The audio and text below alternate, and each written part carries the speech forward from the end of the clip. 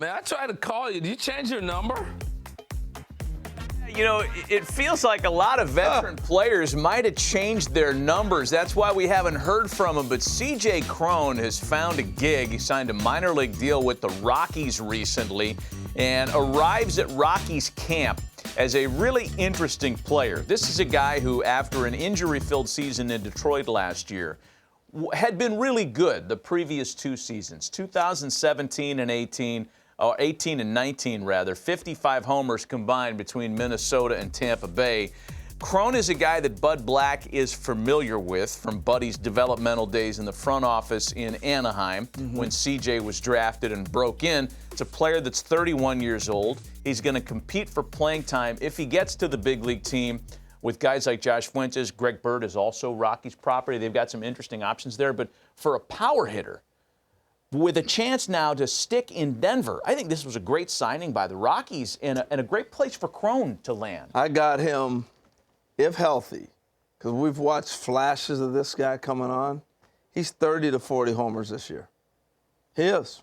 I'm telling you. It's not a ridiculous suggestion. He is. He plays, if you give him the 500 at-bats, and he's healthy enough to do it, he's hitting 40. Is there any chance that they could find some versatility with him other than first base? I mean, is there a chance you could put him someplace else? I don't, I'm not suggesting he's ready to shift corners or go to the outfield full time, but if you could just figure out a way to get him some additional at-bats every week by playing him someplace other than who's going to play first every day there?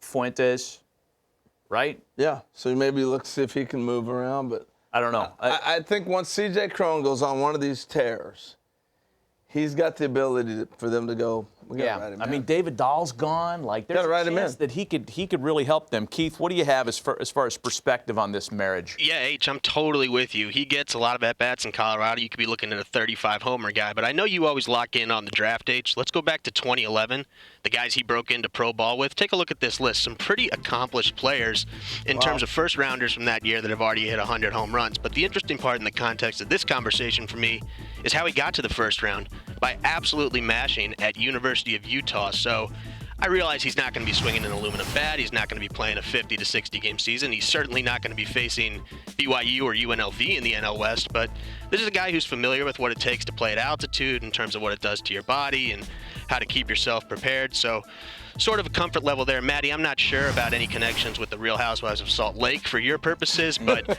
I digress. And you look at what he's done on the field here recently, Matt. You talked about all those home runs. Look at the company he's keeping with his barrel rate in terms of exit velocity and an ideal launch angle, in terms of hitting the ball hard in the air, basically. He's right up there with some of the most dangerous hitters in the league. So could be a long season in Colorado, but, fantasy players out there, Rockies fans grasping at straws here, I'm with you guys. They could have a pretty nice power hitter on their hands for a minor league deal here. Yeah, I like the fantasy league kind of angle here on this. And, he's a guy that statistically, analytically profiles really favorably. Yeah. So it could be a good place for him, too. And by all accounts, a really good guy, too. So we wish him well trying to latch on with the new uniform.